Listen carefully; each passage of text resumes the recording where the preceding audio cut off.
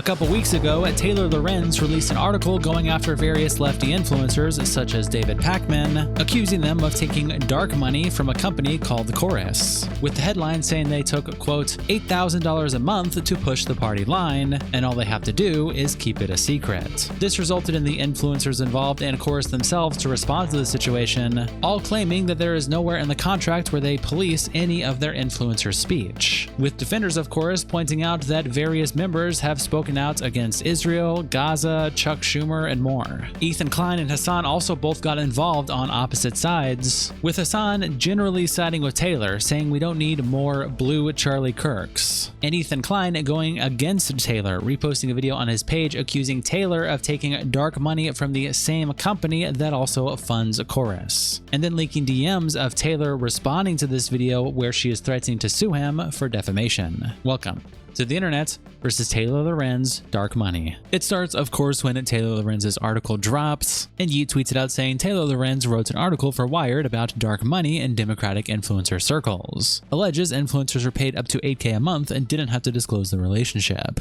And he attaches this picture of the article where the title says, "A dark money group is secretly funding high-profile Democratic influencers. An initiative aimed at boosting Democrats online offers influencers up to $8,000 a month to push the party line. All they have to do is keep it a secret and agree to restrictions on their content." Yeet continues to tweet out, so that's why Taylor Lorenz wrote this article, attaching this section of the article that says, "For years, Democrats have struggled to work with influencers. In 2024, President Joe Biden's White House snubbed several prominent content creators after they lightly criticized the administration over its policies on climate change, COVID, Gaza, and the TikTok ban. Content creators who challenged Kamala Harris, including Hassan Piker, a well-known influencer on the left, were similarly unwelcome at campaign events." Michael replies, "Lol, no matter how hard she tries, Hasan isn't going to fuck her." Sean says, "Oh yeah, definitely not because Hasan glazes terrorist groups." Hutch tweets out these screenshots with the caption, "Taylor Lorenz claims that creators in Chorus were, quote, paid to push the party line," end quote. Who wants to take a stab at explaining how this person was chosen for that program if that was really what was going on? He then attaches screenshots of posts from Heidi Tor, who says, "Let's be clear, Richie Torres and other Zionists in the Dems aren't suddenly growing a conscience. They're adjusting their tone because public opinion has turned against them.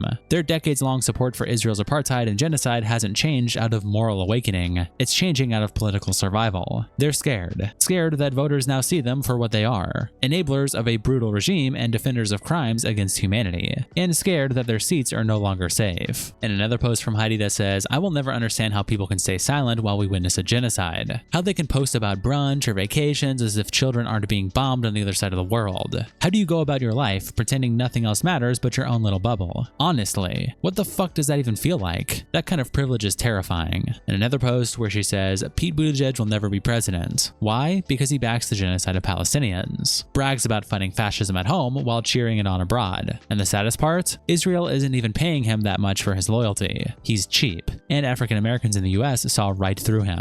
Another white guy selling dreams." And then Hutch attaches this picture from the Chorus website saying, "We are Chorus," circling the woman at the bottom right there whose tweets we just read. And with this picture, he attaches the caption, "Or why she is featured on their website. Anyone?" And Good Post Liker says, "The same reason Fox News has 2 or 3 left-of-center pundits. The illusion of impartiality." And Hutch replies, "What possible value would there be for an illusion of impartiality for a group Lorenz is saying had to remain secret? Let's say Lorenz is wrong. She is, lol. Even still, what is the actual value? If the goal is to gas up Dems, only bring on folks who will do that. Full send." And Sparrow Gray replies, "Wow, Hutch. I wonder what use there is with having a black guy in the KKK that also supports race segregation. It's almost like they are propping up something to make a faulty argument about why they aren't doing something else. You really cover politics for a living." Then separately, Organizer Memes tweets out, "Outside groups paying influencers isn't bad, by the way. It's how we catch up to the right. The issue at hand is how we build this stuff." And Hasan replies, "We don't have a vertically integrated media landscape. The independent left is seen as spoiler/antagonistic to dim goals. Establishment is now playing catch-up to build lib content creators. We don't want blue Charlie Kirks. We want the party to fight to improve our lives." Hutch replies to this by quote tweeting Hasan and saying, "The independent left explicitly and proudly position themselves as antagonistic to democratic goals. That's why they're seen that way. The audience capture is so bad with these creators that a friendly relationship or partnership with Dem-aligned groups would hurt their brand. We don't want blue Charlie Kirks. We want the party ready to fight to improve our lives. Okay, but you need to win elections all over the country in order to do that, and relentlessly shitting on all candidates who don't 100% align with your policy goals makes that much more difficult. And Matt replies, endlessly gobbling DNC boot and never expecting them to adjust anything about their campaign, platform, or messaging ever isn't much better. People tell the DNC to run better policies, and shills like you trot out to go, but we need to do what they say to fight Trump. Then Brian Tyler Cohen, one of the co-founders of Chorus, tweets out this video with the caption, "Some people have questions about the Creator Scholarship Program I co-founded, Chorus, so let's talk about it."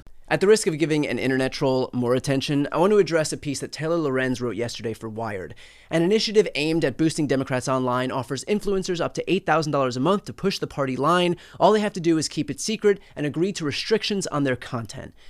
Literally nothing in this statement is true. The article is about Chorus, which is a nonprofit that I helped found to build up a creator ecosystem, which everybody says they want, but few are doing. So here's what Chorus is. It is a scholarship program to teach creators how to grow their accounts, foster engagement, launch their own shows, and become profitable on their own.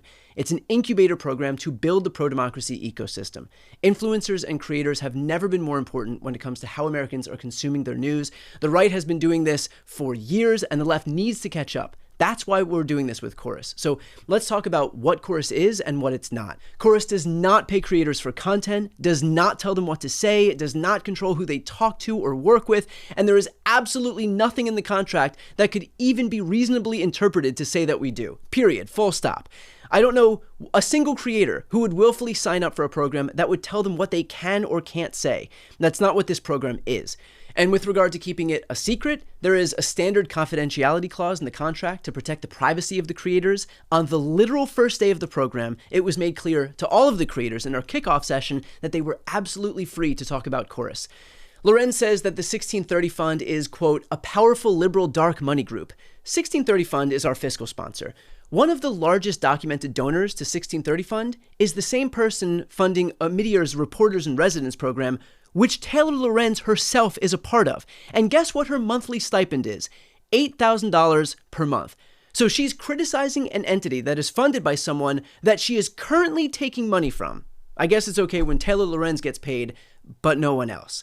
Poisoned Art replies to Brian by saying, "Not that I have any sympathy for Taylor Lorenz, but we didn't put any restrictions on what they could say," is kind of a cop-out answer. That's how soft power works. And Brian replies, "I don't know what that means, but we literally don't put any restrictions on what people can say. I don't know how much clearer that could be. We literally do not have any oversight over anyone's content, nor do we want it." And Poison says, "Lol, it's literally called the chorus. What does a chorus do? A chorus echoes a song. Someone who sings out of step with the rest gets removed from the choir.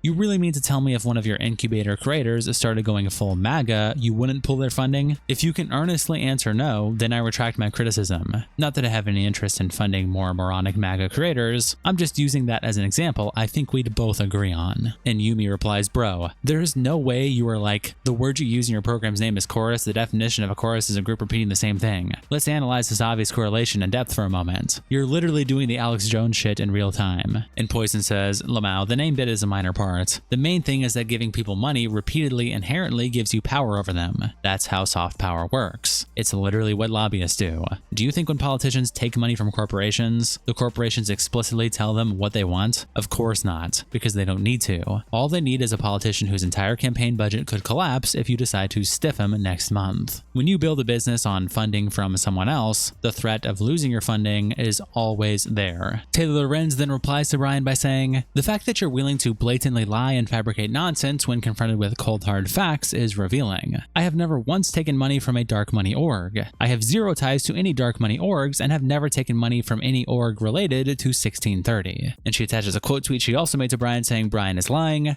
"I have zero financial ties to 1630 and neither does the Omidyar Networks LLC reporting program, which is not a dark money org and is nonpartisan. Brian took dark money and failed to disclose his funding. I didn't take dark money, disclosed my funding." And Political Punk replies, "I think his point was Pierre Omidyar, which funds you, is the funding behind Hopewell, which is one of the biggest founders of 1630. So that means you, Taylor, and 1630 are both being funded by Pierre. Ultimately though, I don't see why we can't be forming a coalition with each other, because all the left fighting each other is only going to end with all of us getting Bibles shoved up our asses, and none of us wants that. I mean, here's the 1630 disclosure from 2022, and there's Omidyar Network, who paid Taylor, so she's not receiving dark money, but her benefactor is the dark money. Like, what the fuck? What is the motivation behind this? Here's the link to the disclosure. Omidyar on page 82. And right here we see Omidyar Network Services LLC, 1630 fund, amount of cash grant, $45K. And Taylor Lorenz replies, that form is from years ago, and it shows 1630 issuing a refund of $45K for a program that Omidyar Network funded. You fell for ChatGPT misinformation. This is so pitiful. Omidyar's Network's RIR program has come out and made it explicit that they never received 1630 funding, attaching a highlighted section that says Omidyar Network receives no funding for the Reporters in Residence program via the 1630 fund or any other outside sources. Then Tangled Weeb posts Brian's rebuttal to Taylor Lorenz's recent Wired article on the HPHA production subreddit, and a deleted user replies, wow, I didn't realize she was pissing off other communities. And Tokalosh says, the vibe I get from Brian Tyler Cohen is that he is very much not into the drama world. He doesn't really fight with people. I feel like you really gotta cross a line to provoke him like this. And PayPal Me Donation says, BTC is one of the few real ones who are actually trying to make a difference. And Black Mass replies, true.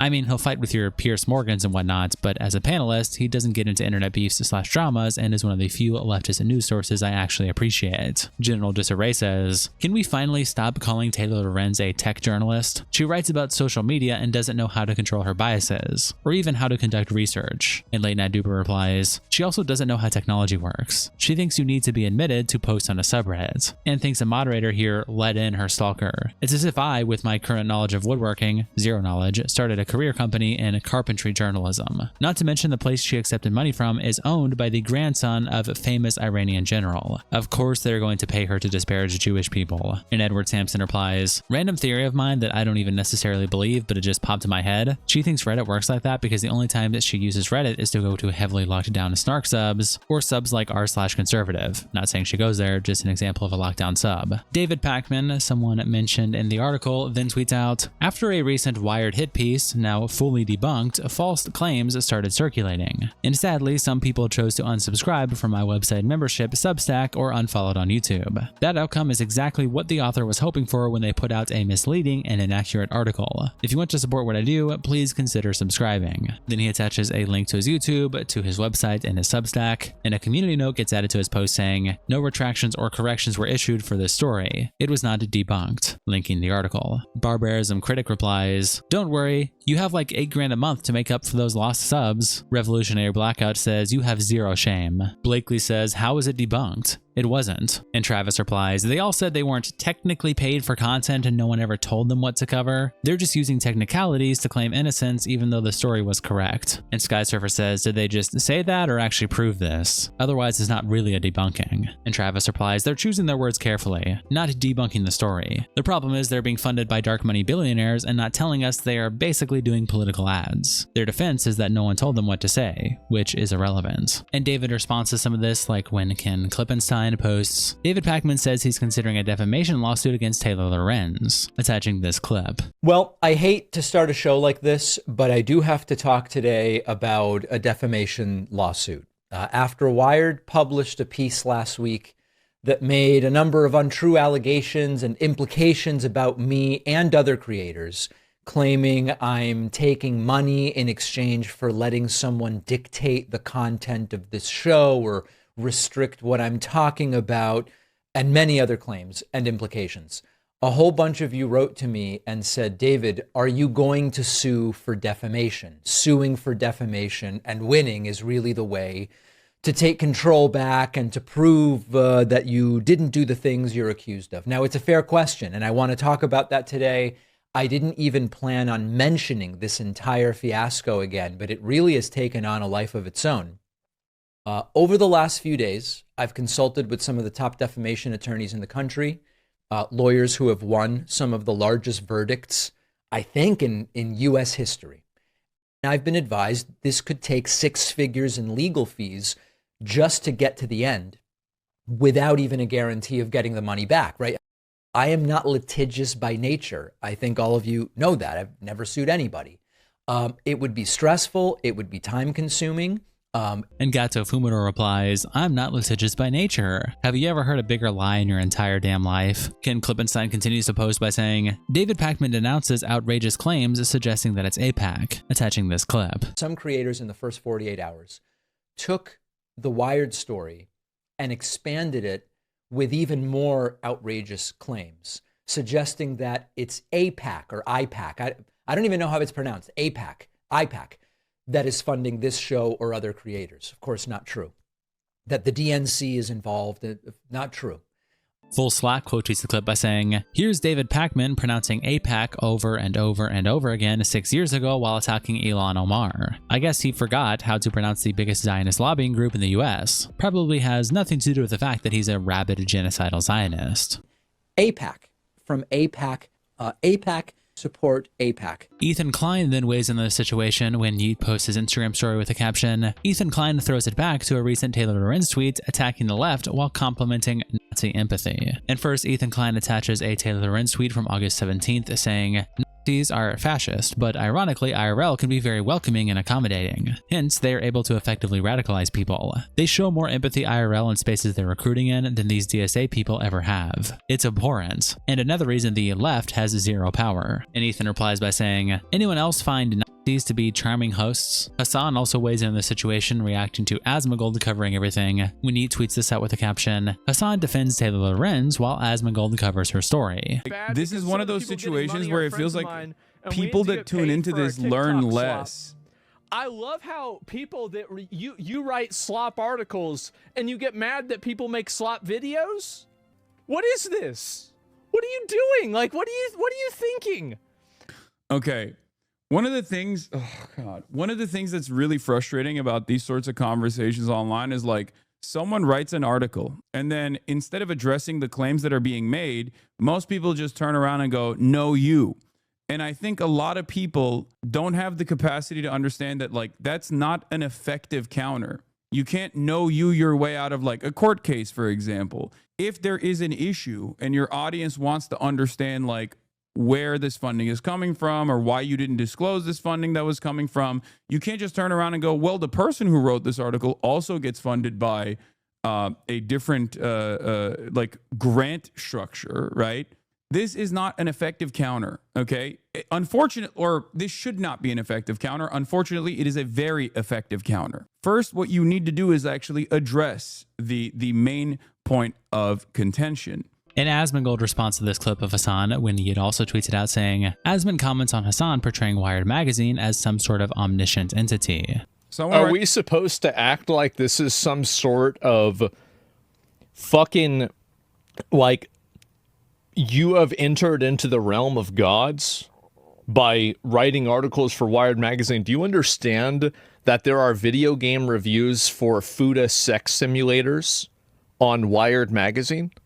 Ethan Klein continues to post about it on his Instagram story, screenshotting the article and captioning it, Taylor Lorenz is rightfully catching shit for this insane expose, but Wired deserves equal amounts of it for hiring a known liar, grifter, and disgraced journalist to call it a ton of highly respected liberal pundits. What the fuck were they thinking? Ethan Klein then also reposts a video mentioning the whole thing about the Omidyar network and Taylor Lorenz's connection, and then leaks DMs between himself and Taylor on his Instagram story, when Ignignox then posted the Instagram stories on the HRHA production subreddit with the title Drugs, and it's Ethan saying, Taylor is threatening me for sharing Good Trouble's video. She unblocked me to send this. And it starts with Taylor saying, you are knowingly and intentionally lying about me with malicious intent. What you posted is false and you're framing it as fact. This is causing me reputational harm and lost income. Remove this defamatory and false post. And Ethan replies, can you show me the alleged defamatory statement? And Taylor attaches the video saying, this video you shared. This video is false and defamatory, and the Omidyar network issued a press release debunking it, linked above. I will be reaching out to their lawyer as well to let them know that you're spreading false and defamatory conspiracy theories about their organization. And H3 replies, take it up with him, the poster. Taylor, you doing okay? I'm worried about you. And back over Reddit, OP captions this post by saying, I'm genuinely so worried about her. She's clearly in the middle of a mental health crisis. I hope someone close to her can get her off the internet and get her the help she needs. And Antonaros replies, Lamau, Taylor shouldn't be be talking about defamation. She was the one falsely accusing Ethan of ethically harassing a minor. She has also made no retraction or correction. And Status Safe replies, she's just a young woman and still learning. And JMC says, many young women have AARP memberships, if I recall correctly. And Jenny from Hell says, many young women are 40 plus, according to Taylor. He'd then also post these Instagram stories on his page as well. And Billy Mitchell quote tweets Yeet by saying, schizophrenic lolcow behavior on full display. Ethan Klein continues to post on his story about Taylor when Yeet posts one of them with a caption, Ethan Klein is loving liberals realizing that Taylor Lorenz is a tanky, loser, liar, fraud. Hopes people come around to thinking the same about Hasan. And it's Ethan saying, I'm loving liberals realizing Taylor Lorenz is a tanky, loser, liar, fraud. Maybe they'll realize the same about Hasan when they see that he said she's one of the best journalists alive before reading her article. And Hasan also replies to this when Yeet posts this clip with the caption, Hasan says Taylor Lorenz is being smeared and defends Wired Magazine's editorial process. Is 100% a smear campaign on Taylor? Yeah. I mean, I don't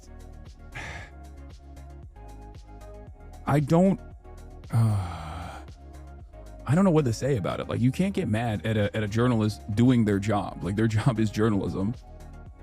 It's on Wired Magazine. It's not like, this isn't like a blog post or like a YouTube expose or whatever. This is like, there's a rigorous editorial application. There's a standard that they abide by. Wired Magazine especially has been pretty good in the Trump era. One of the only mainstream resources in the Trump era that has been actively holding the administration to task. So I think like parasocial fans of like liberal content creators feeling bad because the content creators themselves feel bad about like having their commentary or their infallibility or their like independence get called into question because of this article does not change the claims in the article. It does not change the journalism and the evidence presented in the article.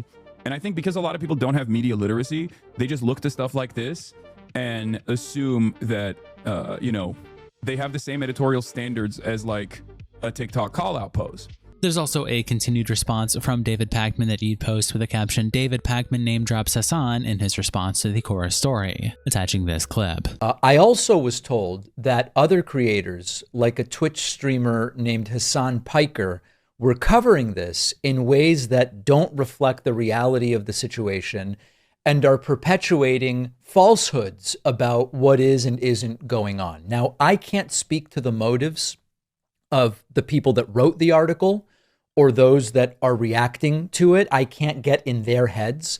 All I can do is tell you what's going on. And then you can judge and you can make an assessment of me. Now, I also want to mention, I'm aware that many of the people I'm hearing of aren't even part of my audience. They're doing the, well, now I'm unsubscribing, and they mostly were never subscribed. And so I'm aware of that, but it doesn't matter because I want to make sure my audience hears from me about this.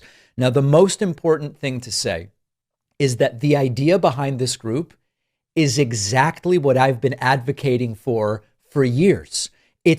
For years I've been saying the left needs to organize independent media in the way that the right has been doing. The left needs to fund independent creators the way that the right does. The right has won even arguably presidential elections because they're organized with regard to online and independent media. Ethan Klein then continues to post about the situation on his Instagram story, screenshotting a post by Chicken Noodle Dick on the HHA Production subreddit with the title, Criticism of Taylor Lorenz equals instant ban on r/The Majority Report. First time posting on the Majority Reports in over a year, and instantly got permabanned for brigading. So I guess anyone who subs HHA Productions can't have opinions on other subs that don't fit their narrative. Just another leftist hating on liberals' echo chamber. Do they not see they are becoming the other end of the horseshoe and are blindly following just like MAGA does? Okay, rant over. Thank you for your attention to this matter. And Ethan captions it by saying, there is a severe moral rot happening in mainstream leftist spaces. They're all lost. Ethan Zadek then posts out this post from Ethan Klein with the caption, obsessed misogynist Ethan Klein posts his 9th Instagram story harassing Taylor Lorenz in the last 24 hours. Once again, a snark post from his snark subreddit. And it's a post screenshotting a Taylor Lorenz tweet where Taylor screenshots an AI summary, and the AI summary says Taylor Lorenz faces criticism for spreading misinformation online Klein, and Taylor replies to this by saying, "This is how Meta's AI integrated into IG and Threads is currently summarizing why I'm trending after my Wired story." And Taylor responds to it by saying, "I've reported on snark communities for over a decade and wrote about them extensively in my book, but it's wild to see how intensely Ethan Klein has embraced them. He's deeply misogynistic and hateful, and so are they." Nicholas Durio tweets out, "Deport Taylor Lorenz. Taylor Lorenz should be debanked, but they actually keep her on as a client and decline all charges for avocado toast." Now, as I said in my last video, I was out of town last week, so a lot of this story has already developed. There is still a lot more that has come out with this story than what we just posted in this video here, but hopefully this video explains what the drama's about, what each argument is, so when we make follow-up videos, you'll know what's going on. Subscribe with notifications on below so you don't miss any follow-ups to this series. Shout out to our tier 3 members and internet representatives, Kiko, Salsao, Coldest Bandito, and Caps and Crash Out. Thank you guys so much for the support, and I'll see you all in the next episode.